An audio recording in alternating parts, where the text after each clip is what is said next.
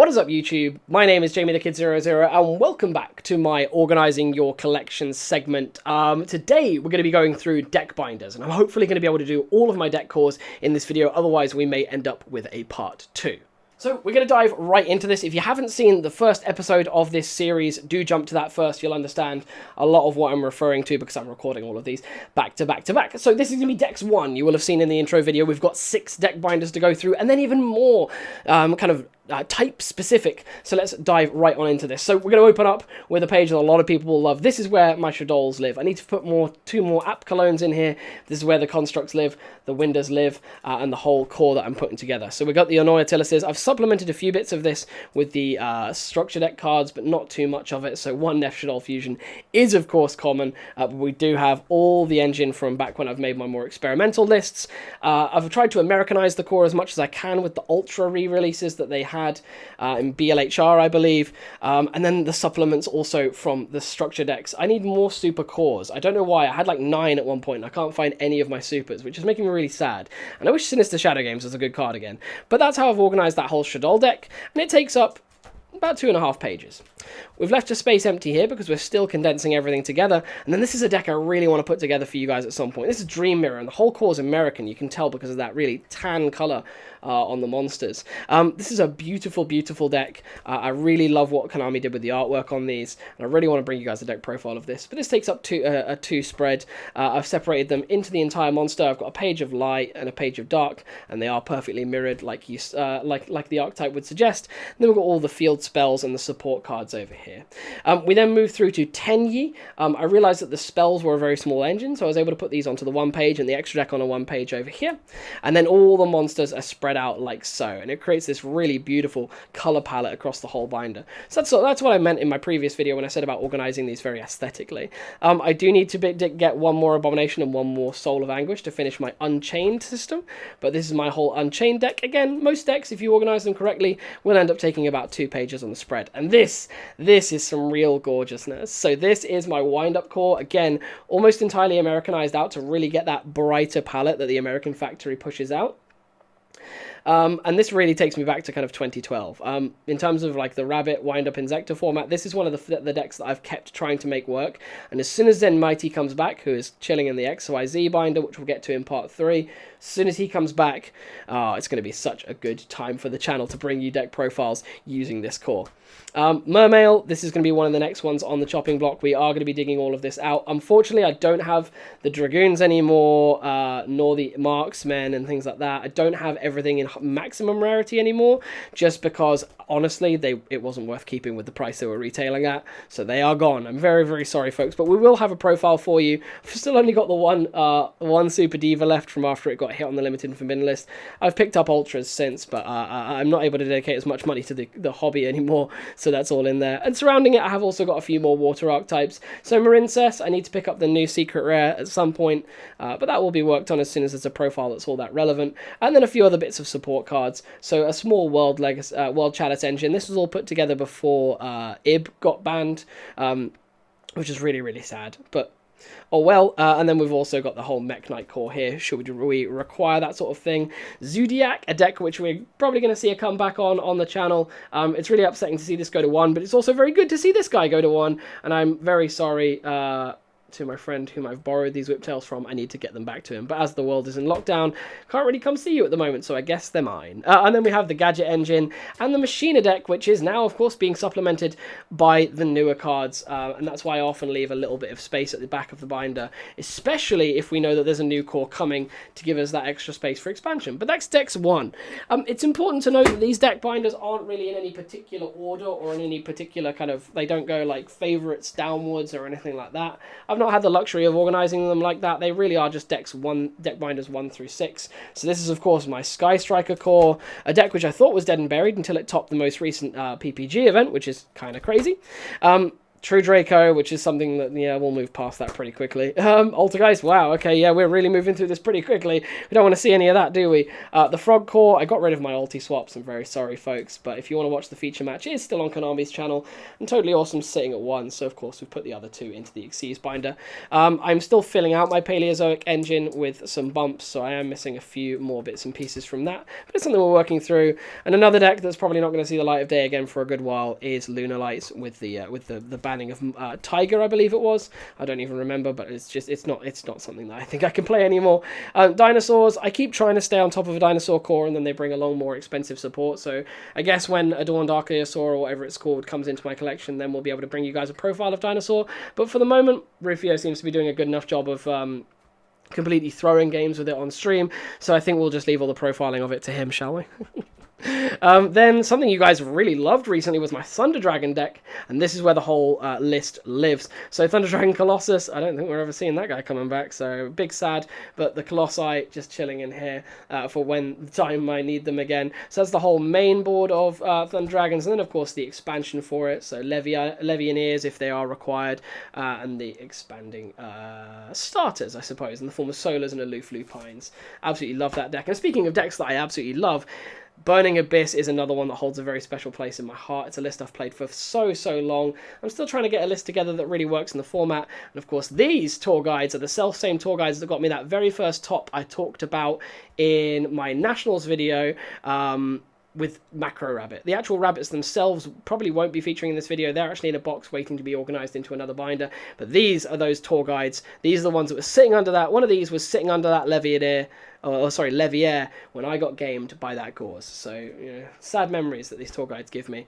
A little bit of a Phantom Knight core. I've actually got another one in a different binder in a lower rarity, should I require it. And then the Orcust core from the Orcust profile I very recently made. Technically, these gear series are borrowed. They are from my supporting sponsor.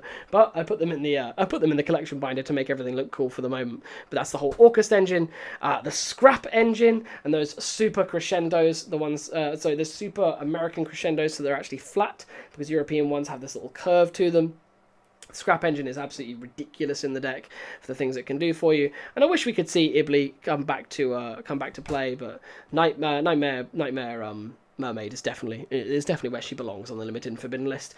And then otherwise we have got the whole danger course, so of course a few too many copies of Nessies and Tsuchinokos and Jackalopes now, but you know, it was nice to have 3 while it lasted. A few too many Mothmen, but who cares, it's such a good card. And then the whole ABC combo, whole ABC core, which I managed to rush together into my binders just in time for ABC Dragon Buster to get hit to 1.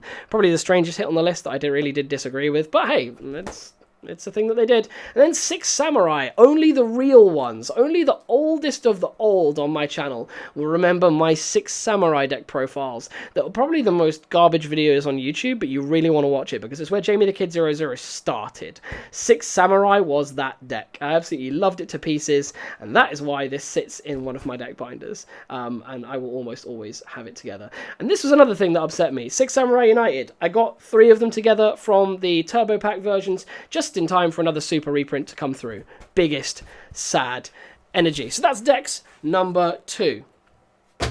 Some people might actually watch the binders in this video, and someone out there is probably going to recognize these. These binders, because I've got so many of them, I actually didn't buy them on stores or anything like that. I have a few vendors that I know, and when they buy collections, I just ask them, hey, you're probably going to throw out the binders, right? Can I have them? And I buy them very low. So that's why they're all tatty and knackered like this, but I don't really care. They're not going to see a huge amount of attention. They're going to sit on a shelf, so it does the job for me. So this is another deck binder. This is a full Mayakashi core, which I've been putting together, which is all in here ready for a profile. And then Magical Musketeers, I never managed to profile this because I wasn't able to come to YouTube, but I did play this for a YCS in Milan and very much enjoyed it, but I lost out about round 5. Artifact, of course, that whole core is just obscene with the support that Moraltax, Scythes, Lanciers, and Sanctums can give you. Rockets, I put those together before I really knew what the rocket deck was going to be, so it was in there as an engine. Similarly, Time Thief, it was all commons, so I just picked those up from table scraps. TGs, a deck which I really want to make work with this guy because you can make shooting Quasar in your opponent's turn, which is pretty dope, so there's got to be something to do with that. Fire Kings, again, it's more in there for Cosmo at this point. Dark Magician core, thank you so much, Cleaver. It's still all in here. I've still got your whole Spanish thing. And then a little Chaos Engine with a few lovely Ultra Chaos Sorcerers just chilling in here. Dark Worlds, should that ever be a thing again. Agents, Monarchs, more Monarchs. Again, everyone loves that sort of thing, so I'll probably bring you guys a profile of that very soon. More Chaos, and then, of course, Salamangreat, a deck which just kind of refuses to die, but refuses to be very, very good. So I should probably bring Salamangreat back one more time, but it's definitely a deck to go. And then Crusadia. If you don't have a Crusadia core, pick one up. I think this deck is going to do very, very big things when Needle Fiber goes, or if Needle Fiber's key combo cards go, and you need to change the way you do your combo. Watch this space. Big things are coming. And then an Assault Mode core, because who doesn't care? Who doesn't love Assault Modes? Moving on through to Decks 4, some of these binders are going to get a little sparse because I've been using that bulk filtering technique that I talked about in the previous video, and some of them don't end up filling up all the way just yet. But it does result in some pretty cool pages like this Lightswarm page with secret rare Judgment Dragons, some ulti Lilas, Celestias, things like that. So really a beautiful engine to have all together, of course. Solar Recharges and Charge of the Light Brigades, admittedly not in English, but they do make a gorgeous set together. The Zombie engine, should that be required, I really love zombie decks. I just don't really like the way it's gone with the whole rivalry lock. I don't think that's really in the spirit of the deck, but I've got it in there just in case. A little Shiranui system I'm putting together as well. Spiral, a deck that really should be dead and buried, but of course we have to have it. The format dictates and the deck profiles dictate that having this is going to be very, very strong. And there's got to be a combo that the deck can still come out with. I don't think this deck will ever truly be dead, but God knows I wish it was.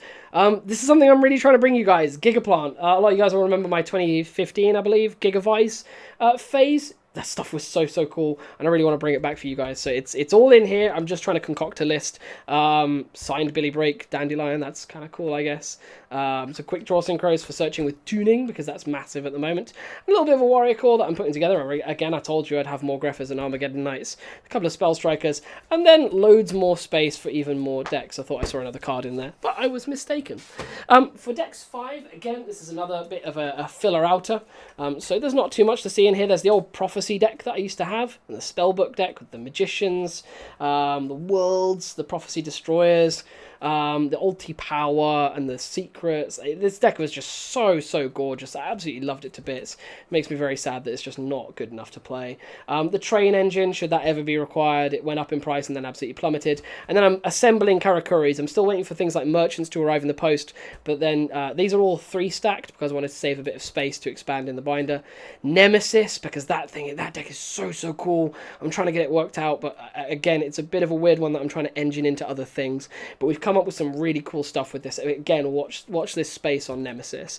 And then I told you there was another Phantom Knight core somewhere, a little common version, just because in case they sit better in the decks.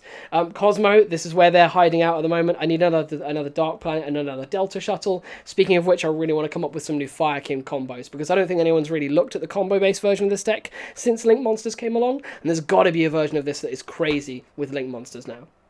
And then, of course, all the pilots live over here. I need some Cosmojos as well. I'm completely lacking in that, which makes me very sad. And that's it for Decks number 5.